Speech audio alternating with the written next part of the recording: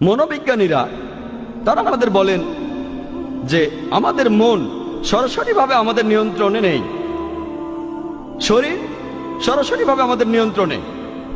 যদি আমার হাতটা উঠাতে চাই তাহলে আমি উঠাতে পারবো, আর যদি হাতটা নামাতে চাই তাহলে নামাতেও পারবো।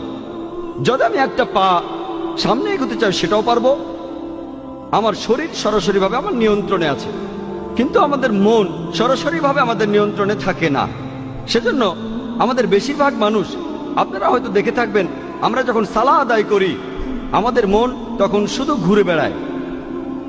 যেমন ধরুন, একজন ছাত্র তার কোনো একটা পরীক্ষা দেওয়ার পর যদি সে সালাহ আদায় করে, সে সেই সময়ে তার পরীক্ষার খাতার কথাই চিন্তা করতে থাকে। সে তখন ভাবতে থাকে, আমি 2 নম্বর প্রশ্নে যে উত্তরটা দিয়েছি সেটা না লিখে আমার এটা লেখা উচিত ছিল। যদি কোনো ব্যবসায়ী সালাহ আদায় করে, সে চিন্তা করতে থাকে যে আজকে আমি কতখানি লাভ করলাম, কতগুলো জিনিস আমি বিক্রি করলাম। যদি একজন গৃহিণী সালাহ আদায় করে, সে তখন হয়তো ভাবতে পারে যে আমার স্বামীর জন্য আজকে আমি কি রান্না করব, বিরিয়ানি রান্না করব নাকি পোলাও। এটা খুবই স্বাভাবিক যে সালাতের সময় আমাদের মন শুধু এখানে ওখানে ঘুরে বেড়ায়। আমাদের মন ঘুরে বেড়ায় কেন? এর কারণ হলো আমাদের মানুষের মন আসলে খালি, আর এই মন খালি থাকতে পারে না, সেজন্য মন ঘুরে বেড়ায়। বেশিরভাগ মুসলিম সালাহ আদায়ের সময় যেগুলো আমরা বলি সেগুলো জানেন। সূরা ফাতিহা, পবিত্র কোরআনের আরো কিছু আয়াত, পবিত্র কোরআনের কয়েকটা ছোট ছোট সূরা, এগুলো আমরা সালাতের সময় বলি। মুসলিমরা আমরা এগুলো এত যান্ত্রিকভাবে পড়ি যে আপনি যদি কোনো মুসলিমকে ঘুম থেকে ডেকে তোলেন আর তাকে সূরা ফাতিহা বলতে বলেন, সে এই কাজটা 100 মাইল স্পিডে করতে পারবে। বিসমিল্লাহির রহমানির রহিম আলহামদুলিল্লাহি রাব্বিল আলামিন মালিকি ইয়াউমিদ্দিন ইয়াকা না'বুদু ওয়া ইয়াকা নাস্তাঈন একেবারে যান্ত্রিক। যেহেতু এটা যান্ত্রিক, আমাদের মনের খুব সামান্য একটা অংশ এখানে ব্যস্ত থাকে। এই যান্ত্রিক অংশগুলো বলার সময় আমরা সেগুলো ভালোভাবে জানি, যেমন সূরা ফাতিহা আর কোরআনের অন্যান্য আয়াত। বেশিরভাগ মুসলিম আমরা বেশিরভাগই অনারব, আমরা আরবি ভাষায় কথাবার্তা বুঝতে পারি না। আর যেহেতু আমরা সালাতের সময় যেটা পড়ছি সেটা বুঝতে পারছি না, তখনই এই সম্ভাবনাটা দেখা দেয় যে আমাদের মন চিন্তা করবে। সেজন্য মন যাতে এইসব চিন্তা না করতে পারে, আমরা সালাতের সময় আরবিটা পড়ব, আর একই সাথে আমরা এই আরবি আয়াতগুলোর অর্থ বুঝতে চেষ্টা করব। যদি ইংরেজি জানেন, ইংরেজি অনুবাদটা মনে করেন। যদি আপনি উর্দু জানেন, উর্দু অনুবাদটা মনে করেন।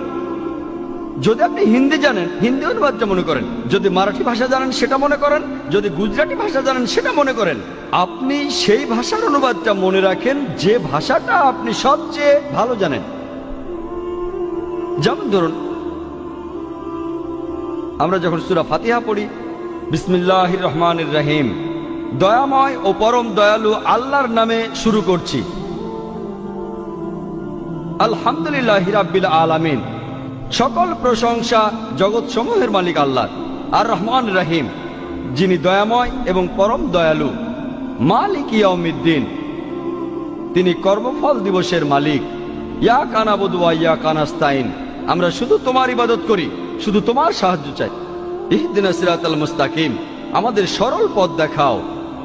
ইহদিনাস সিরাতাল মুস্তাকিম সিরাতাল্লাযিনা আন'আমতা আলাইহিম গায়রিল মাগদুবি আলাইহিম ওয়ালাদ-দাল্লিন, তাদের পথ যাদেরকে তুমি অনুগ্রহ দান করেছো, এবং তাদের পথ নয় যারা ক্রোধ নিপতিত, আর তাদের নয় যারা পথভ্রষ্ট। যখন এই সূরা ফাতিহা আপনি পড়বেন অথবা আরবিতে অন্য আয়াত পড়বেন, একই সাথে অর্থটাও মনে করুন, আর আপনার মন তখন ঘুরে বেড়াবে না। কারণ এতে করে আপনি সালাতের সময় যে আরবি পড়ছেন সেটার অর্থ মনে রাখতেই মন ব্যস্ত থাকছে। কিন্তু কয়েকদিন পরে বা কয়েক মাস পরে এটাও একেবারে যান্ত্রিক হয়ে যাবে। আমাদের মন খুব শক্তিশালী। আপনি আরবিটা পড়বেন আর অর্থটা মনে করবেন, কারণ আমাদের মন খুবই শক্তিশালী। এখানেও সম্ভাবনা থাকে যে মন অন্য চিন্তা করবে, কিন্তু সম্ভাবনাটা কম, কারণ মনের খুব ছোট্ট একটা অংশ আরবি পড়ায় ব্যস্ত থাকবে। আর আপনার মনের যে বাকি অংশটা তখন অর্থ মনে করবে। অন্য চিন্তা করার সম্ভাবনা কম, তারপরও মন চিন্তা করতে পারে। মনের এই চিন্তা দূর করার জন্য আপনি আরবিতে আয়াতগুলো পড়বেন আর সেগুলোর অর্থ মনে করবেন। এছাড়াও আপনি মনোযোগ দেবেন যে আয়াতগুলো পড়ছেন আর তার অর্থ মনে করছেন। একজন মানুষ দুটো জিনিসের উপরে 100% মনোযোগ দিতে পারে না। দুটো জিনিসের উপর 50% মনোযোগ দেওয়া যায়, বা 80% 20%, কিন্তু 100% দুটো আলাদা জিনিসের উপরে কেউ মনোযোগ দিতে পারে না। তাহলে যত বেশি মনোযোগ দেবেন আপনার মন ততখানি কম ঘোরাঘুরি করবে। মনের এই ঘোরাঘুরি বন্ধ করতে আমরা আরবি আয়াতগুলো পড়ব, আয়াতের অর্থ বুঝবো আর সেই অর্থের উপর মনোযোগ দেব। তাহলে ইনশাআল্লাহ আমাদের মন ঘোরাঘুরি করবে না।